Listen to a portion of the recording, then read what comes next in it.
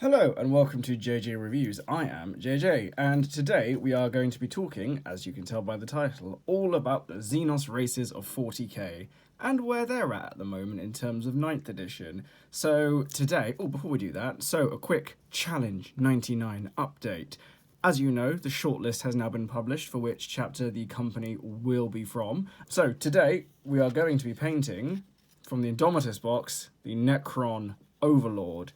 Look how Necron-y and Overlordy he is. Yeah, so we're going to be doing him in the classic silver because I want to paint him in the classic silver. So, without further ado, let's get into it. I've wanted to make this video for a little while now, but I thought it would be a good time, since we've just had a new edition coming out, to really spend a couple of minutes taking stock of where the other races are in the 41st, in Warhammer 40,000. Now, let's start with some of the basics, what I mean by that. The way I see things is there are 5 blocks of races that count as the Xenos races. You have the Eldar races, so the Craftworld Eldar, the Harlequins, and the Drukhari. You then have the Tyranids and the Genestealer cult allies, the Necrons, the Orcs, and the Tau Empire. Now, if we spend a bit of time just looking at the history of them over the past 10 to 12 years in the game, it is undeniable that there have been larger gaps between the releases of the Xenos codexes and miniatures than there are for the Imperial and Chaos ones. Every couple of years now, especially since 2008, we've reliably had a new edition of 40k every 3 to 4 years. Now, what that means is that reliably we get a new Space Marine codex, and after 5th edition we reliably always got a codex for the Chaos Space Marines, as well as the other chapters, so Blood Angels, Space Wolves, Dark Angels, always reliably got a codex as well. I know that's changing now a little bit, but ultimately they were still getting updated in line with the editions. Now, this led to another thing with the Xenos races being left further and further behind in many ways, and there is a lot of very negative feeling around that, quite justifiably, especially for people who were playing things like Craftworld Eldar and even Orcs with models that are now well over 20 years old in some cases. There's a lot of frustration and a lot of negative feeling about it. But what I want to talk about here is actually what that gap means. And there's a couple of examples I want to talk about in particular. The first one took place 10 years ago in 2010, and the second one took place more recently in 2016. Before we get into that, there are a couple of things I think is worth saying to begin with. The first thing is that some of the models, even though they are quite old, in some respects have aged fairly well, in my opinion. I know not everyone feels the same, and there is a lot of frustration about some of these models, especially in the Craftworld Eldar range, which are really, really old. But if you look at some of the Farseer models and even the Guardian models, they don't look too bad in my opinion. I still think that if you paint them nicely and you treat the models well, then they can still look very good and very presentable. Obviously, they aren't quite in line with more recent things from the Dark Eldar range or the Harlequin range. And I think that's something else which I can lead on to in a second. But I do think that some of the models have aged quite well. It just depends on how you present them yourself. Now, I know that does put a lot of emphasis on the players, on us as a community, to make these models look good and have to make them look good. But I actually think that if I'm getting hold of a model, or if I'm painting a model, I want to do my best to make it look as good as I know I can make it. I know that some people would rather just buy a nice model that already looks nice on sprue, and that's fine. That's acceptable. I think you're completely valid if you want to do that. But I do still think that if you want to make a model look nice, you definitely have the authority and the capability of doing it yourself if you want to. On that note about the Craftworld Eldar and the Harlequin range, Dark Eldar and Harlequins are both very similar in a lot of ways to Eldar. If we look at the differences between the Dark Eldar, where everything's a lot sharper and a lot more predatory in many ways, but there are still things in there. So the sleekness of the design, how everything's quite tapered and it all looks incredibly stylized. There's a lot of parallels you could draw between them and what you'd imagine the ideal of a new Eldar army would look like. The Harlequins were obviously a big part of the Eldar Codex for a long time, and incidentally, I still think that them getting their own codex was a very good decision. It means you can do more with them, and it gives the Eldar races a little bit more depth as a whole, so we get a bit more of an insight into what they actually are like, rather than it just being 2 codexes, you're either this or you're that. There's actually a bit more going on there, and I think that's a really good thing. There's something similar with the Corsairs for Forge World, but I don't really know much about them, unfortunately. Sorry, guys, not an Eldar player. What I can say is that I think between those 2 armies, especially, and actually the Forge World models, because I've seen them a few times, there is quite a lot of frustration that so many things around Craftworld Eldar have received their updates, but the Craftworld Eldar models themselves have not. So obviously there we have a lot of old kits which are now in Finecast, and it's fair to say that Finecast did not go down well. A lot of people still have very strong feelings about it, which is fine, because even I have to admit some of them were not that great. I didn't like working with them that much. But what I can say about them is that Games Workshop, it's just a shame that for a lot of models that still are in resin, they were already in metal and they were already quite old at that point anyway. But at the same time, this is how the process, I think, goes. But if we circle back to Eldar specifically for a moment, I do think it is worth pointing out that there have been a very slow and very steady increase in the number of new kits they've been getting. In the past 5 to 10 years, I've noticed that they've received new Wraith Lords, new Wraith Guard, Howling Banshees are quite new, and a lot more of their vehicles have started moving into plastic. I know this isn't a lot, and I know this is far less than the Space Marines, the Chaos Marines, and even the Dark Eldar have all received in much shorter periods of time. But the fact that there is a very slow does mean there is some progress. It is obviously slower than we would like it. It's certainly slower than anyone who I know plays Eldar would like. But even they have to admit at least it's there rather than it just not happening. And I suppose you're wondering by now, what does all this mean to me? Well, for me personally, as someone who likes some of these models, one of the biggest things that I have noticed frustrates people is that this means that they do not have the room to expand that other players do. If you play Space Marines, or if you play Imperial Guard, or Chaos Marines, reliably, you almost always have a new unit to add to your army with each edition release, at least one. Every edition has given the Space Marines a whole new, effectively, in some cases, a whole new range of models to add onto their collection. And that's before we even talk about the plastic models that came with the Horus Heresy boxes. So that's a massive amount that they get to play with. For Chaos Marines, it's a little bit different because theirs has been slower, but have also been as steady. So Chaos Marines have received things like metal kits to plastic largely. So Spawn and Possess going to plastic is a good example. But then they got things like the Forge Fiend and the Mauler Fiend, Mutilators, which people don't really think that much of, but it was still a release. And then you have other things that were released over time as well. So new characters in the forms of Harkon World Eater and Huron Blackheart way back in 5th edition. And then recasts and recreations of new kits. So suddenly Thousand Suns were plastic. Death Guard were plastic. Death Guard had their own codex. Thousand Suns had their own codex. There was now a plastic Khan. There's a plastic Araman. There's a plastic Typhus. All the character ranges have moved from the old metal models, which some of them looked all right. Some, not all of them. Not all of them look good. But they've been moving more and more over to plastic. But that also gives Chaos Space Marine players something to look forward to. Oh, and obviously the Helldrake.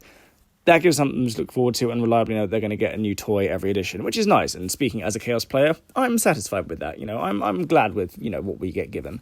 And that is the same with a lot of other armies as well. But with Eldar, they simply haven't had that. It's very hard to think of when they received a whole new unit that their codex didn't already have way back in 4th and 5th edition, apart from the Flyers. They're the only things that spring to my mind when I think about this.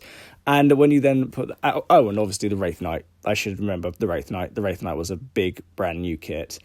They did get that. Sorry, Eldar players, you did get that.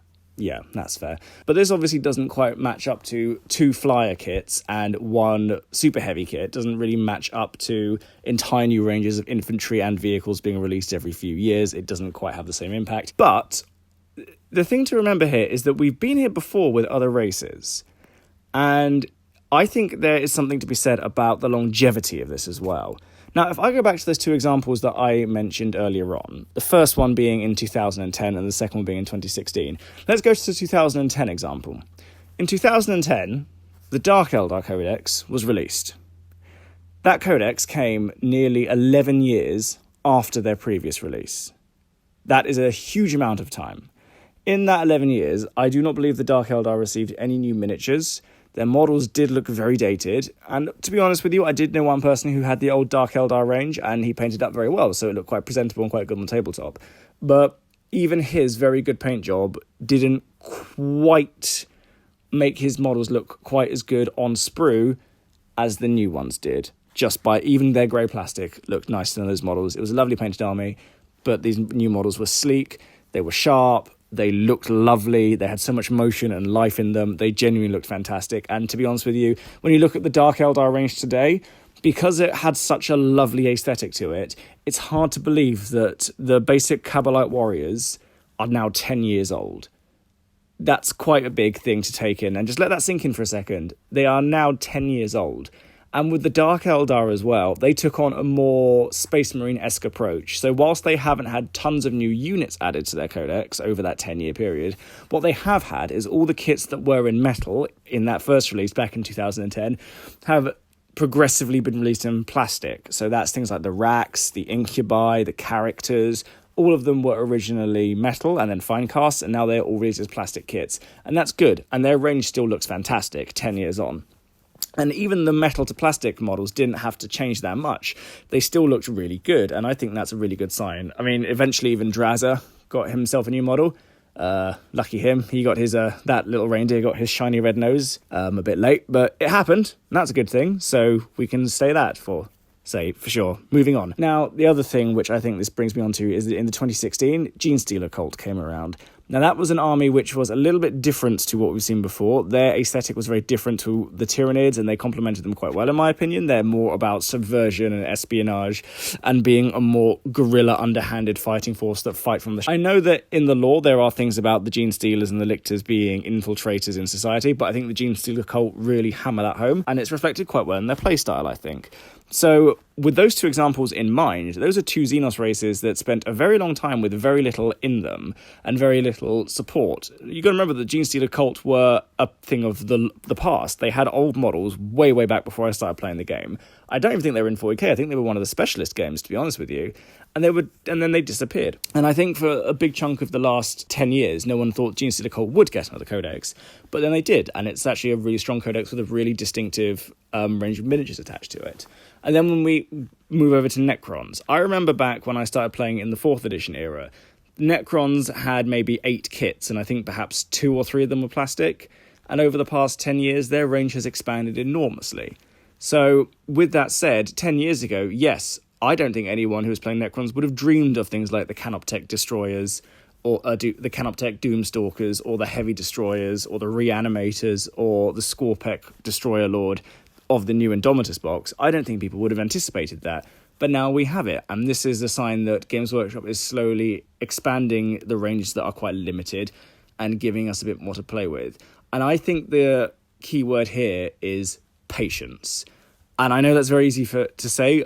I don't play with these armies. I don't have to work with the limited codex. I play with a codex that gets updated quite regularly and has a lot in it.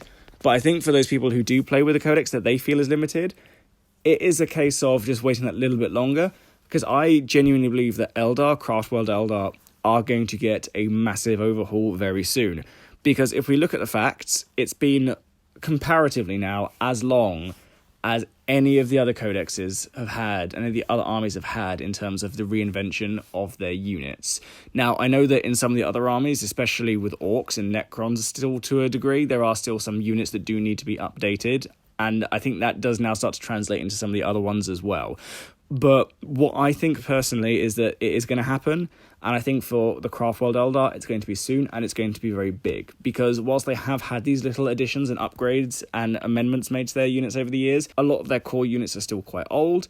But I think Games Workshop have acknowledged that now, and I think that we as players will definitely see that coming in the next couple of years. So I think it's just a question of patience, and it's going to be exciting when it happens, because now's the time to start preparing your colour schemes and planning what you want to do with those armies when they happen. So I do imagine that Eldar will be getting their overhaul quite soon. I think that enough of their range is still presentable, personally. I know a lot of people vehemently disagree with me on that, but I do believe enough of it does still look good that you can still have a good-looking Eldar army, and if you paint it well, then you can have a nice-looking army, irrespective of how old the models are.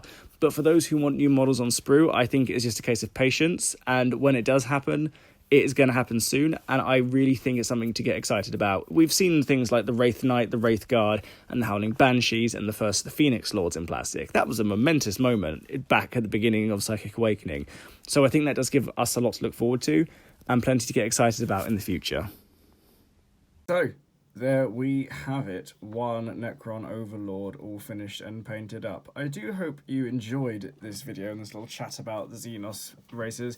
I'm confident for their future. I hope you are too. Like and subscribe below, friends, and I will see you next time. And as always, I will keep you updated with the progress of Challenge 99. Goodbye, and have a lovely day.